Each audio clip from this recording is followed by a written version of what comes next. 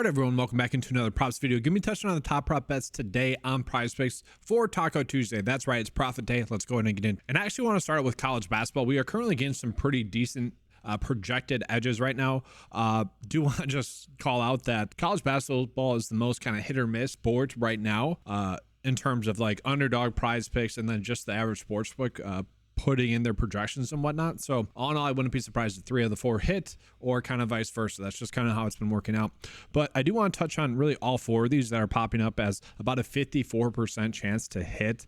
We also have some other ones college basketball wise that if you round up were decent ones, but I just want to be focusing really on these first 4. And so the first one is going to be Ryan Kalkbrenner, who under fantasy score is one that's popping up. We can see though that with all of these, the lines that we're getting by the average sportsbook line are also pretty much the same as the average PrizePicks line, which to me I think is a good thing. But yeah, again, I want to go and just kind of walk through all 3 of these first. And if we just go ahead and take a preview at the game, it is about a 12.5 point spread in favor of Creighton winning. So I'm wondering if part of the reason as to why maybe the data is saying that he could struggle is the fact that this game could be a blowout potentially. I do think that that might have some merit to it. Just looking at some games that have been blowouts, he really hasn't dominated in those games too much and not really getting too many blocks. That's the biggest thing. Well, I guess 3 blocks here and there is kind of a lot. So that's the biggest thing with him tonight is if he's getting 3 blocks, he's probably going to get the over. If he's getting 1 to 2, probably not going to get the over. It's very much predicated on that. That's kind of the issue with college basketball fantasy score props. It's that players, a lot of times, the bigs can get multiple blocks and not too many turnovers too much. So it's an okay prop bet to bet the under there. And we can see based off his game, like that's been right around there. Some games kind of missing by a decent amount though. So all in all, I do think betting the under there is going to be a good prop bet. Let's go ahead and take a peek at the next one. It's going to be Trey Alexander for over 31.5 for a fantasy score. Seemingly to me, the best one on the board. Maybe Newton as well, where the projection data is saying that he's going to get the over. The average sportsbook line is a little bit higher.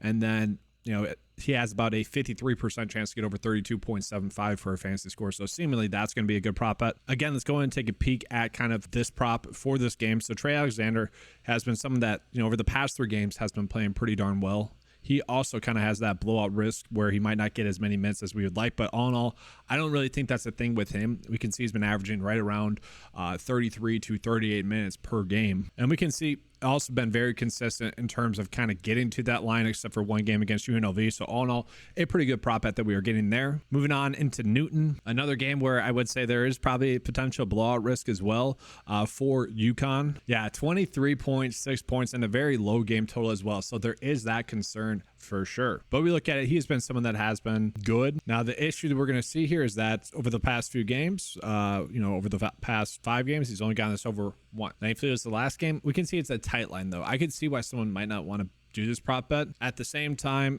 data likes it.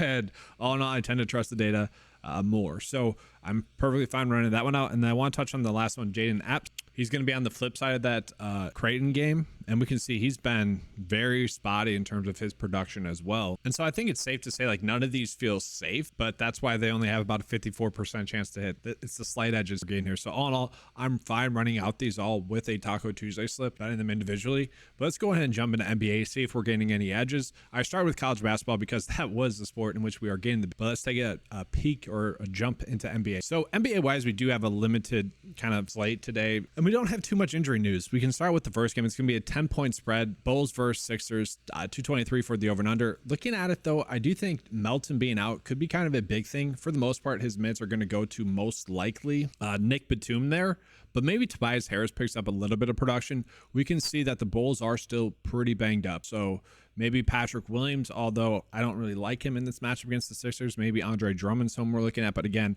more difficult matchup for those guys. And just looking at the per 36 production with Melton off the court, it would suggest Maxey gets a big bump in his usage rate. I mean, that makes sense. They're both guards. Maxey gets about 11% bump in usage. Actually, per 36 averages like 9.9 more points, and then everything else kind of drops off. Actually gets about 1.6 more assists. So all in all, I don't think we need to be jumping in on Maxey's props at all. Maybe points, rebounds, and assists, I would want to bet the over. But again, the data is telling us not to do that. So I don't want to chase that. And sure, in a small sample size like yesterday, where we can find spots like Pascal Siakam and Jakob Poeltl where the data might not exactly agree with it as much. Those can be slight edges. I don't want to chase those in the long term, so I'm not going to force in like a maxi points prop just because the per 36 production just bend that over.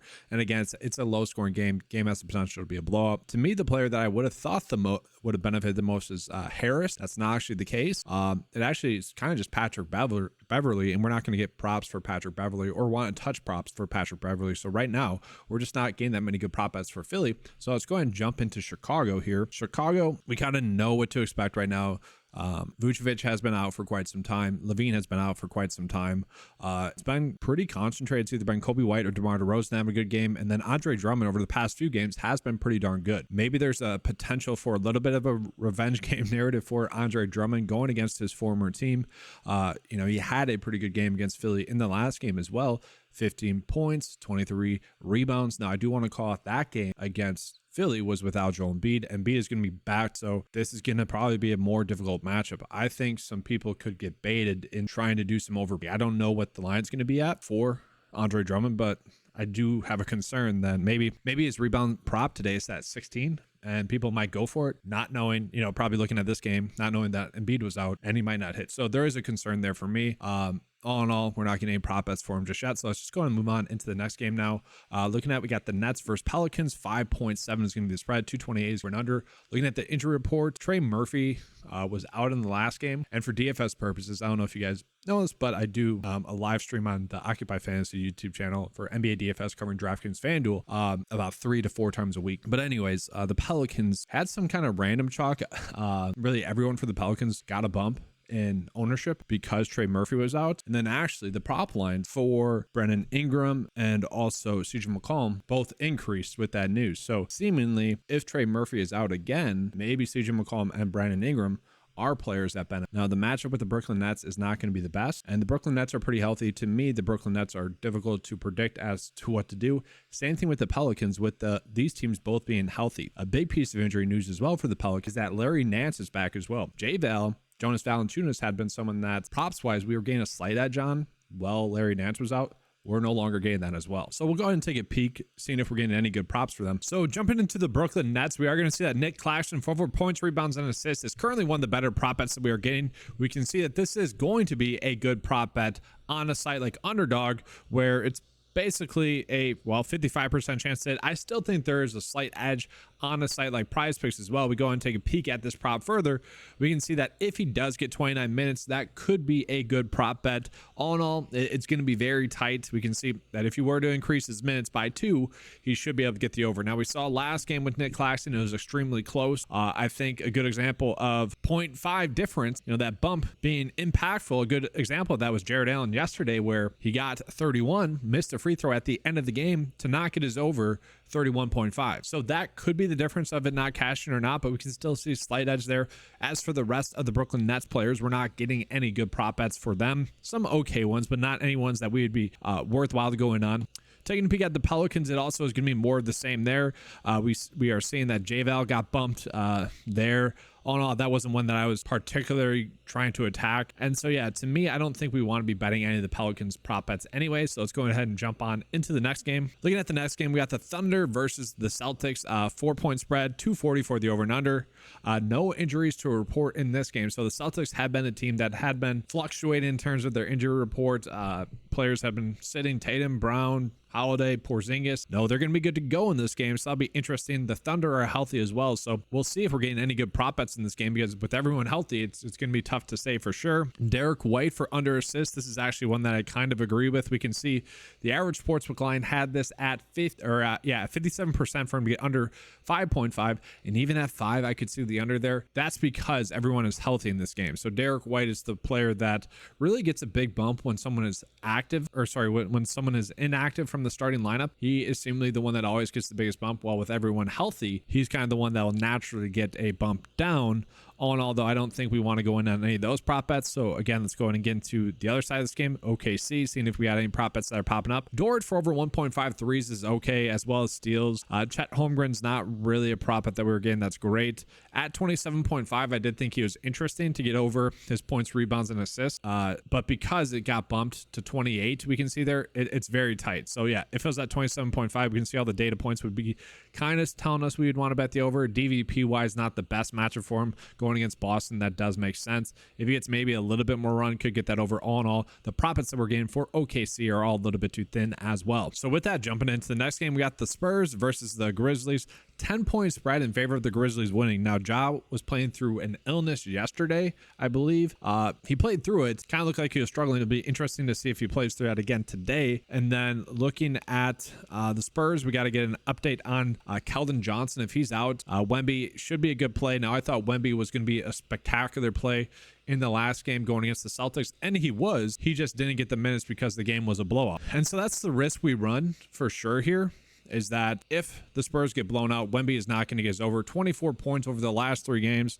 The minutes just haven't been there for him, but you could argue they haven't had a close game in 3 games, 4 games really. And the issue is that this game is projected to be a blowout as well. Now, I really do like the matchup going against Memphis, but man, if he's going to continue to only get 24 minutes, it's going to be tough to trust his overbets. I do want to point out, though, the last time they played Memphis, he did get 31 minutes in that game and absolutely crushed in that. So let's go ahead and take a peek at the prop bets that we are getting for the Spurs. I'm kind of interested to see if we are getting any good ones for Wemby, because his per 36 production is like 65 fantasy points per 36 with Zach Collins off the court. You tack on Keldon Johnson being off the court, and that's also huge. And that might be why we're not getting any Wemby props, because if Keldon Johnson is off, it's going to be tough for them to really give us a good Wemby prop. And I guess that makes sense. So it's really annoying that they're doing that. Like, why are we getting all these other props when, like, Keldon Johnson is a big mover? I get that he's coming in off the bench lately, but still, why would we give him Vassell, Sohan props? I don't know. That's strange to me, guys. That's very strange. Like, I'm okay with Vassell for over 2.5 threes. I don't get that. I really don't. That's strange. So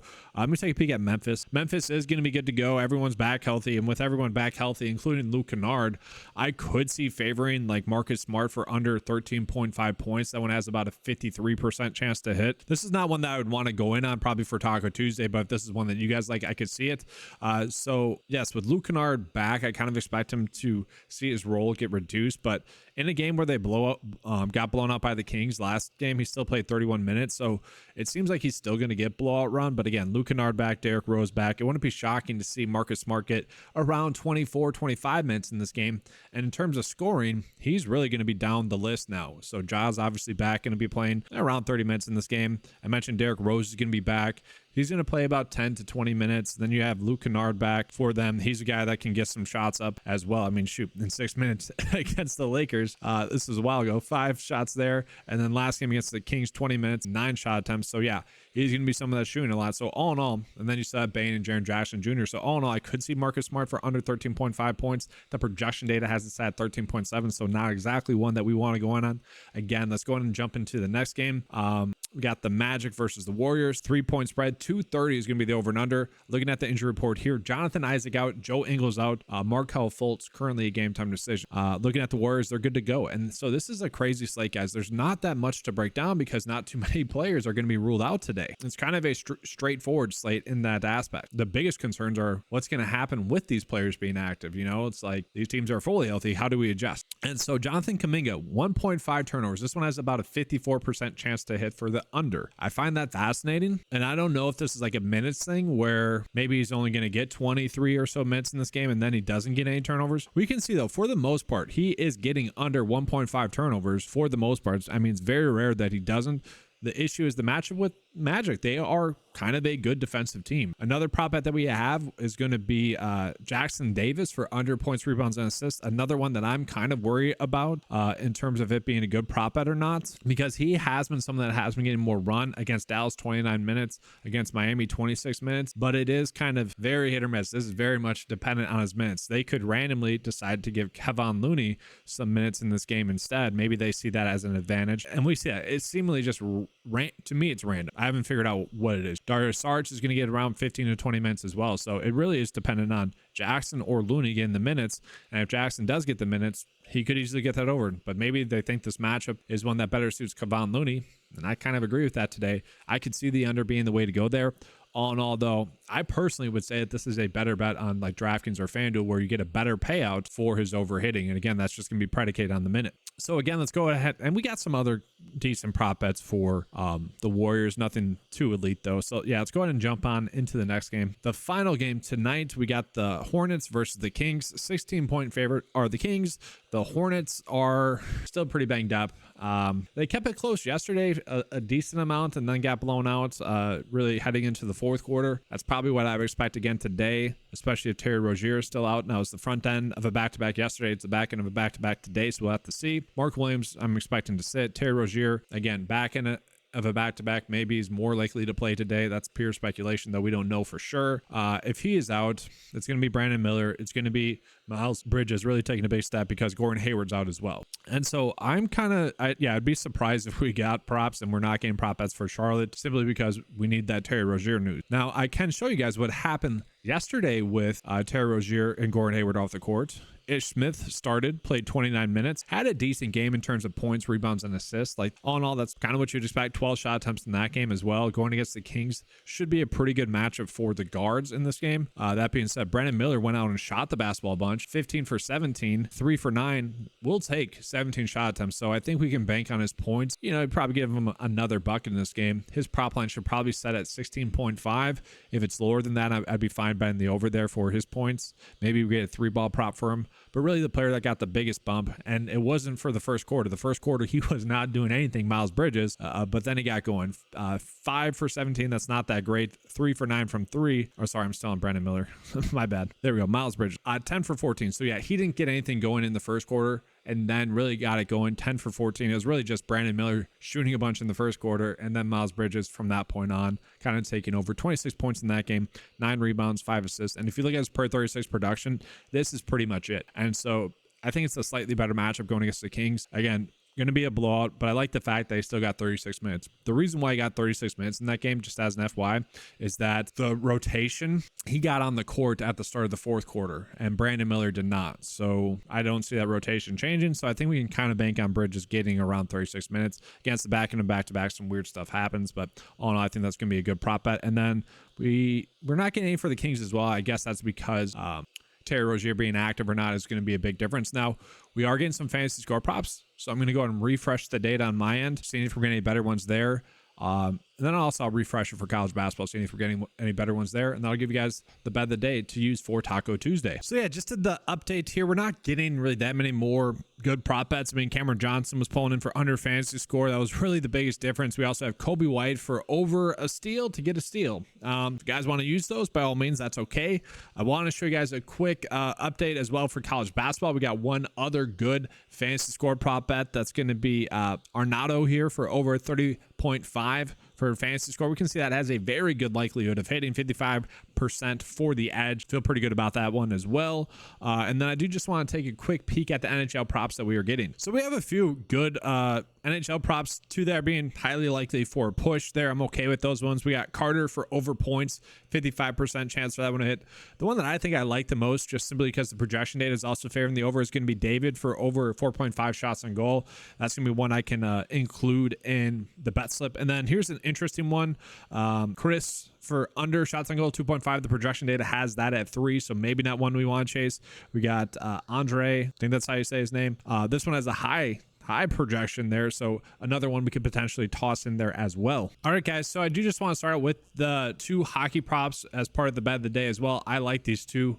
These are very good ones. I fully expect these ones, however, to get bumped throughout the day, so they might not be there. So by all means, we could then just be writing out these college basketball props. We also have the Kalkbrenner one for under his fantasy score. That's a good one. I want to show you guys one, including the NBA props. Again, I don't know when or if prop lines are going to get bumped, so I just want to give you guys a plethora of options. I will be focusing mostly, I think, on the college basketball props, though. but prioritizing the NHL ones first. But again, those could get bumped. So then here are the other two prop bets with NBA that we could run out. Nick Claxton for over 24.5 points, rebounds, and assists, and then Jonathan Kuminga for less than 1.5 turnovers. We saw those were going to be two good bets for us on today's slate.